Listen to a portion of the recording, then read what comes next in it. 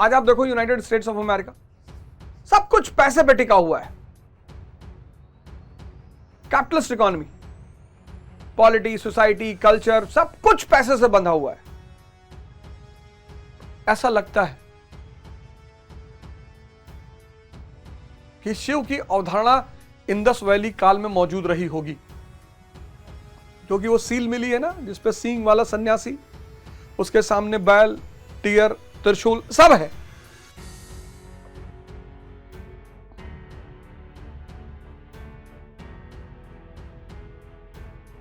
ये साक्ष्य।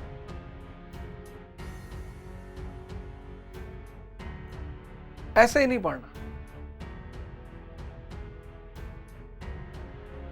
पढ़ना ही नहीं। जय हिंद फ्रेंड्स, आज ये एक ओरिएंटेशन लेक्चर है। एंशिएंट इंडिया, प्राचीन भारत। प्राचीन भारत की जो हिस्ट्री है एंशिएंट, वो हिस्ट्री है सभ्यता के जन्म की हिस्ट्री। सभ्यता, संस्कृति, कल्चर और सिविलाइजेशन, दोनों का जन्म, इन दोनों का बर्थ। सिविलाइजेशन और कल्चर, इन दोनों का बर्थ और फिर इनका विकास, एवोल्यूशन।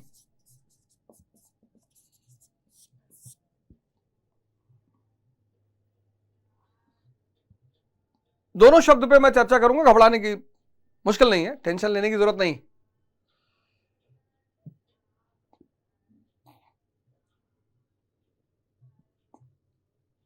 राज्य कैसे बना, राजनीति कैसे विकसित हुई, राजनीति का सिद्धांत कैसे पैदा हुआ, उस राजनीति के सिद्धांत की विशेषताएं क्या थी, सब। भारतीय ज्योग्राफी और भारतीय हिस्ट्री के बीच क्या संबंध है,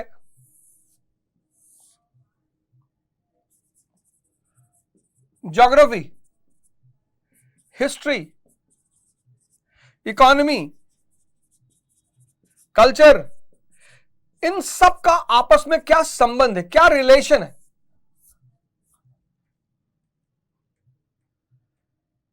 इस सब को ध्यान में रखकर हम एंशिएंट इंडिया पढ़ेंगे।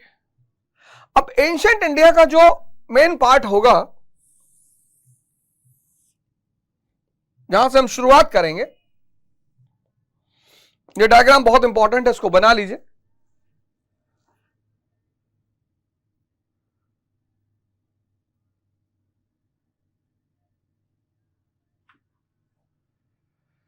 इसकी कहानी शुरू होगी ऋग्वैदिक पीरियड से।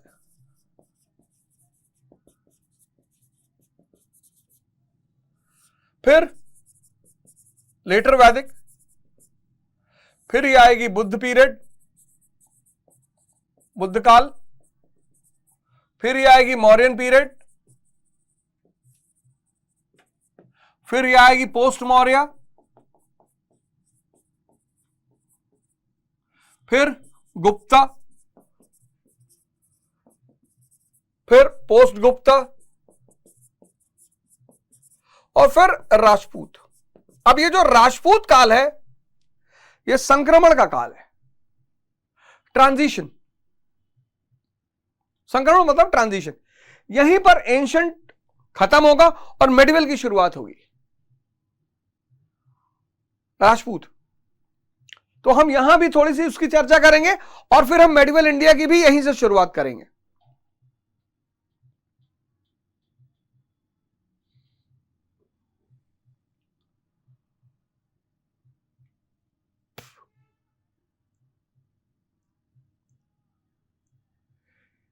ये जो पीरियड है, ऋग्वैदिक पीरियड, ऋग्वैदिक काल, उत्तर वैदिक काल, बुद्ध काल, मौर्य काल, मौर्योत्तर काल, गुप्त काल, गुप्तोत्तर काल, और फिर राजपूत काल,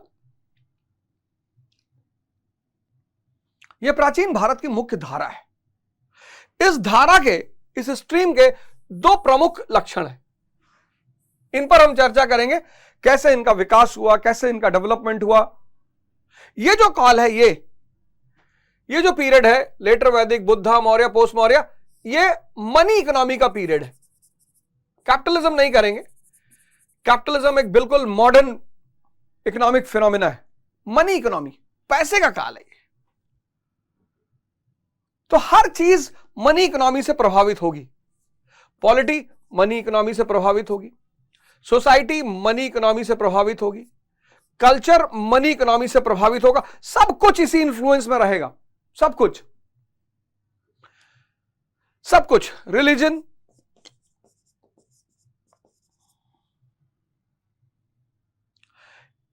अगर हम ऐसे हल्के में कहें, एसेंस में, तो ये जो पीरियड होगा ये यूनाइटेड स्टेट्स ऑफ अमेरिका का पीरियड होगा। आज आप देखो यूनाइटेड स्टेट्स ऑफ अमेरिका, सब कुछ पैसे पे टिका हुआ है। Capitalist economy, polity, society, culture, सब कुछ पैसे से बंधा हुआ है। जब हम यहां आएंगे इस पीरियड में, गुप्ता से पोस्ट गुप्ता, ये ट्रांजिशनल पीरियड फिर, और ये पीरियड है फ्यूडलिज्म का। यहां आपको मुकेश अंबानी दिखाई पड़ेंगे, पूंजीपति, यहां आपको राजा भैया दिखाई पड़ेंगे, फ्यूडल लॉर्ड। यहां समाज में किसका दबदबा है? जिसके पास पैसा है। Society, polity, economy is under the control of moneyed class. यहां जिसके पास जमीन है, पैसे की भूमिका खत्म हो जाएगी। फिर वही हाल हो जाएगा, सब कुछ फ्यूडलिज्म के से सेंटर्ड हो जाएगा। इकोनॉमी फ्यूडलिज्म के प्रभाव में आ जाएगी, पॉलिटी फ्यूडलिज्म के प्रभाव में आ जाएगा, सोसाइटी फ्यूडलिज्म के प्रभाव में आ जाएगी, कल्चर फ्यूडलिज्म के प्रभाव में आ जाएगा, रिलीजन फ्यूडलिज्म, सब कुछ बदल जाएगा। सब कुछ। ये मनी इकोनॉमी,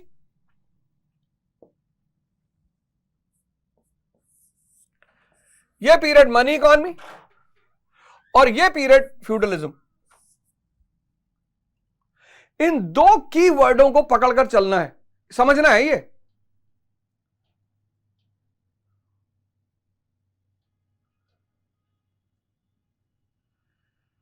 समझना है। ये दोनों का विकास, एवोल्यूशन, डेवलपमेंट, ये कैसे हो रहा है, ये आपको समझना है।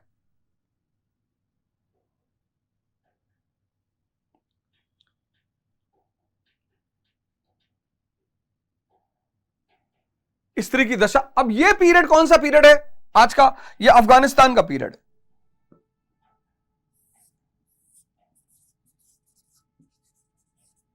ये अफगानिस्तान का पीरियड।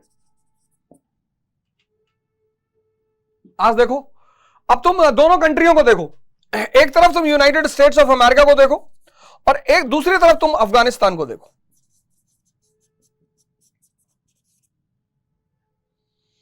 और अंतर एकदम स्पष्ट हो जाएगा, डिफरेंस एकदम क्लियर हो जाएगा। यहां different polity, different economy, different society, different culture. यहां तो क्यों है ऐसा? यही इतिहास का मूल उद्देश्य है कि वो आपको मानव विकास के क्रम को समझाए, जो ह्यूमन एवोल्यूशन है डिफरेंट फील्ड में। यही इतिहास का रोल है, जिससे कि आपकी सोच विकसित हो सके। हिस्ट्री का रोल क्या है? Human evolution in human evolution, मानव विकास। मानव विकास विभिन्न क्षेत्र में, डिफरेंट फील्ड्स।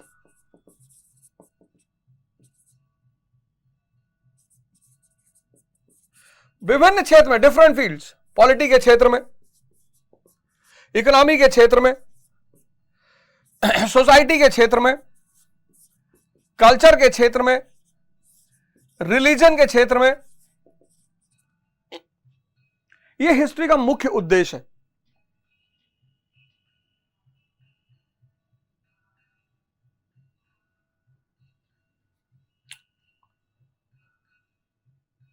यह इतिहास का मुख्य उद्देश्य है, ह्यूमन एवोल्यूशन, मानव विकास। अब प्री मॉडर्न वर्ल्ड में मोनार्की थी, राजशाही। आज क्या है? डेमोक्रेसी।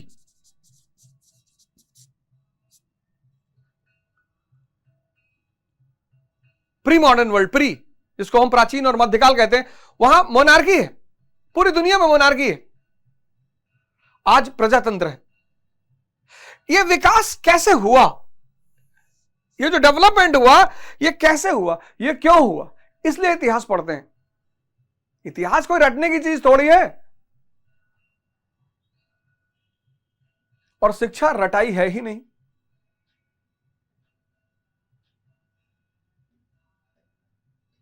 जिसने भी शिक्षा को रटने के उद्देश्य से देखा वो कंपटीशन देना तो भूल जाए, और आईएएस तो बिल्कुल भूल जाए।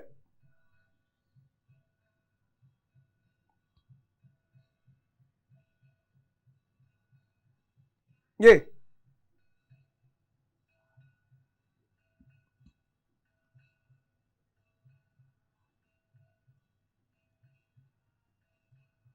है, ये देखो, मोनार्की से डेमोक्रेसी, इकोनॉमी,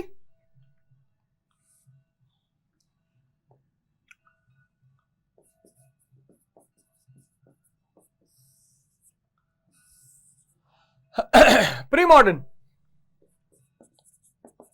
आधुनिक काल से पूर्व,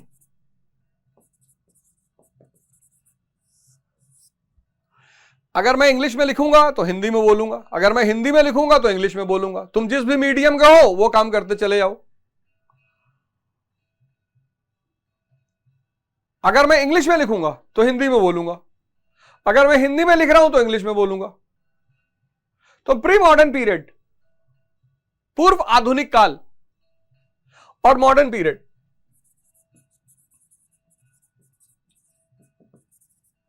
आधुनिक काल, इकोनॉमी, अर्थव्यवस्था,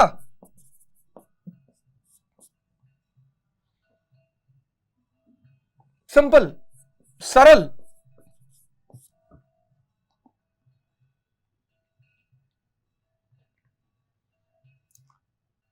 सरल, सिंपल इकोनॉमी। एग्जाम्पल, वस्तु विनिमय, बार्टर सिस्टम, और प्रेशियस मेटल्स, बहुमूल्य धातुएं, सोना और चांदी। अब सोना अगर भारत में कीमती है तो इंग्लैंड में भी कीमती है। सिंपल अर्थव्यवस्था, सरल अर्थव्यवस्था। राजनीति, राजतंत्र, पॉलिटी, मोनार्की, पॉलिटी, मोनार्की, समाज,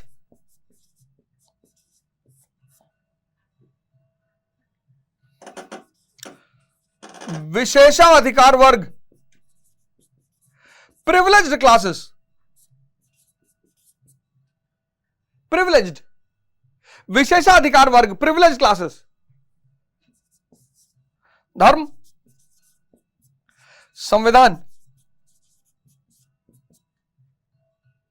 अब इसका विकास हुआ, यह बन गई मॉडर्न पीरियड में कॉम्प्लेक्स इकोनॉमी, जटिल अर्थव्यवस्था।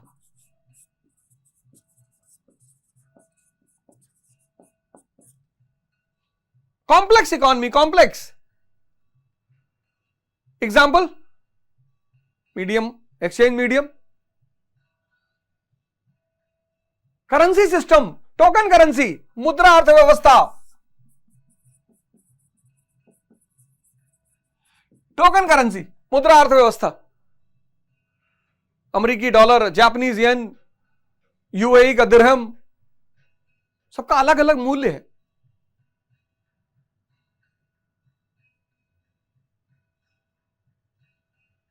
अमेरिकन डॉलर अमिताभ बच्चन की तरह है, कहीं भी चलाओ, कहीं भी,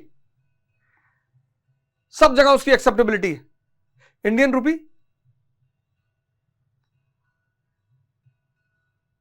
अब ये जानना पड़ेगा कि ऐसा क्यों है। अब राजनीति में क्या है? डेमोक्रेसी, प्रजातंत्र,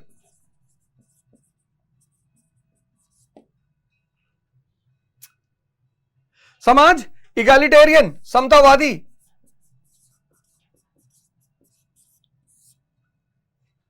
इगैलिटेरियन, समतावादी, संविधान मानव रचित, मैन मेड,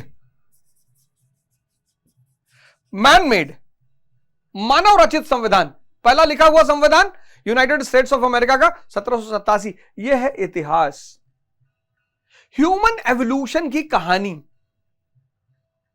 कि जो मानव का निरंतर विकास हुआ सारे क्षेत्रों में, वो कैसे हुआ और क्यों हुआ। बस इसीलिए इतिहास पढ़ना है, रटना नहीं है। यह तो हुआ एंशिएंट की कहानी। क्या है इतिहास? मानव विकास का अध्ययन, study of human evolution in different field, polity के फील्ड में, कल्चर के फील्ड में, समाज के फील्ड में, आर्किटेक्चर के फील्ड में समझना है। प्रजातंत्र से लोकतंत्र,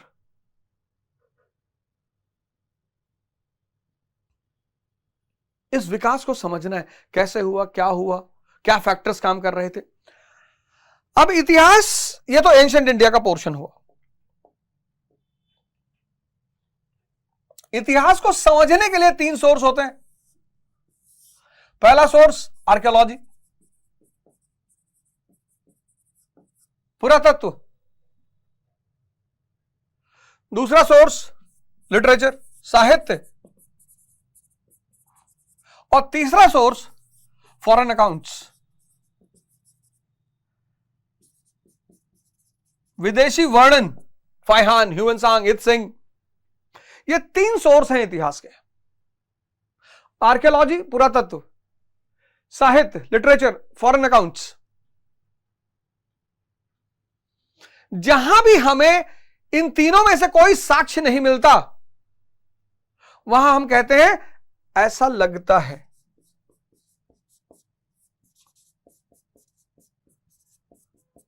इट सीम्स। वहां हम अफर्मेटिव नहीं होते। हम जो भी कहेंगे सब इन साक्ष्यों के आधार पर कहेंगे, साक्ष्य के अतिरिक्त कुछ भी नहीं कहेंगे। और अगर साक्ष्य के अतिरिक्त कुछ कहना है तो हम ऐसे कहेंगे, ऐसा लगता है। जब इंडस वैली सिविलाइजेशन पढ़ेंगे तो इसका इस्तेमाल करेंगे। ऐसा लगता है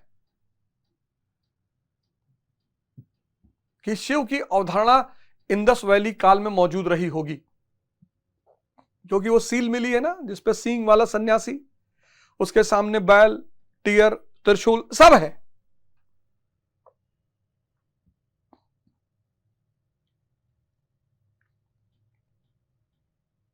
ये साक्ष्य।